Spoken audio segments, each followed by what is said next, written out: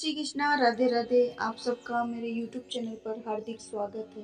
आज मैं आपको सोमवार के दिन सुनने वाली व्रत कथा सुनाऊंगी। सोमवार का दिन शंकर भगवान को समर्पित होता है। आज के दिन भक्त भोलेनाथ को प्रसन्न करने के लिए विशेष पूजा अर्चना करते हैं। कुछ लोग आज के दिन व्रत भी रखते हैं ताकि शिव की विशेष कृपा प्राप्त की जा सके। बाबा भोलेनाथ के आशीर्वाद के लिए आप भी सोमवार का व्रत कर रहे हो तो शिव व्रत कथा को पढ़कर या सुनकर इस उपवास को पूरा करें। अब सुनते हैं सोमवार व्रत की कथा। एक समय की बात है। एक गांव में एक साहूकार रहता था। उसके घर में कोई धन की कमी नहीं थी, लेकिन उसकी कोई संतान नहीं थी। इस कारण वह बहुत दुखी था। पुत्र प्राप्ति के लिए वह प्रत्येक सोमवार व्रत रखता था और पूरी श्रद्धा के साथ शिव मंदिर जाकर भगवान शिव और पार्वती जी की पूजा करता था। उसकी भक्ति देखकर एक दिन माँ पार्वती प्रसन्न हो गई और भगवान शिव से उस साहूकार की मनोकामना पूर्ण करने का आग्रह किया। पार्वती जी की इच्छा सुनकर भगवान शिव ने कहा, हे पार्वती, इस संसार में हर प्राणी को उसके कर्मों का फल मिलता है और जिसके भाग्य में जो हो उसे भोगना ही पड़ता है। लेकिन पार्वती जी ने साहूकार की भक्ति का मान रखने के लिए उसकी मनोकामना पूर्ण करने की इच्छा जताई। माता पार्वती के आग्रह पर शिव जी ने साहूकार को पुत्र प्राप्ति का वरदान तो दिया, लेकिन साथ ही यह भी कहा कि उसके बालक की आयु केवल 12 वर्ष होगी। माता पार्वती और भगवान शिव की बातचीत को साहूकार सुन रहा था।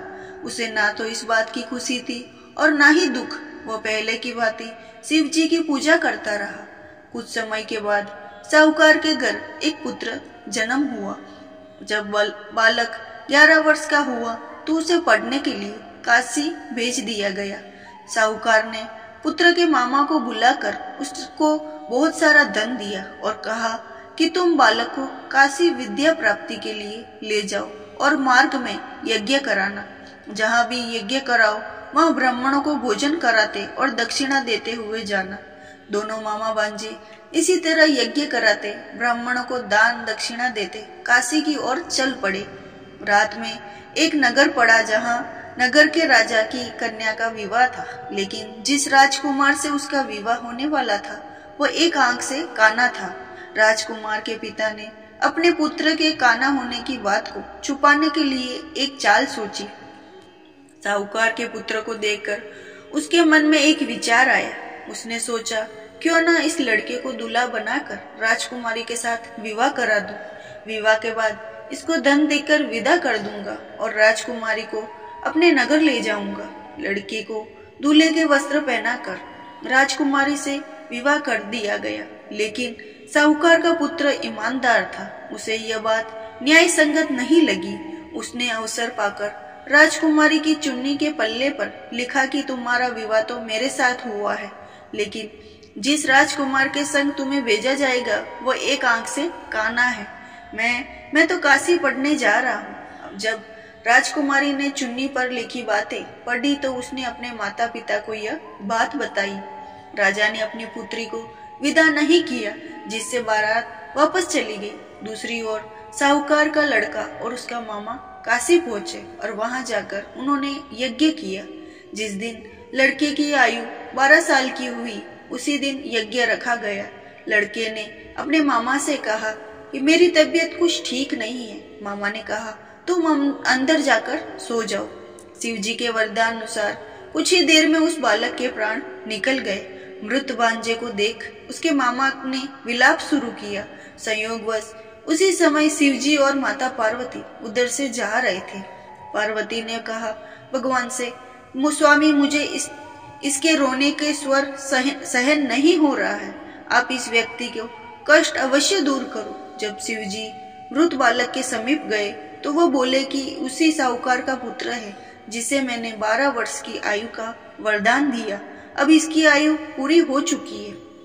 लेकिन मातृभाव से विभोर माता पार्वती ने कहा कि हे महादेव, आप इस बालक को और आयु देने वाले की कृपा करें, अन्यथा इसके वियोग में इसके माता पिता भी तड़प कर मर जाएंगे। माता पिता के आग्रह पर भगवान शिव ने उस लड़के को जीवित होने का वरदान दिया। शिव जी की कृपा से वह लड़का जीवित हो गया। शिक्षा समाप्त करके लड़का मामा के साथ अपने नगर की ओर चल दिया। दोनों चलते चलते उसी नगर में पहुंचे जहां उसका विवाह हुआ था। उस नगर में भी उन्होंने यज्ञ का आयोजन किया। उस लड़के ने ससुर ने उसे पहचान लिया और महल में ले जाकर उसकी खातिरदारी की और अपनी पुत्री को विदा किया।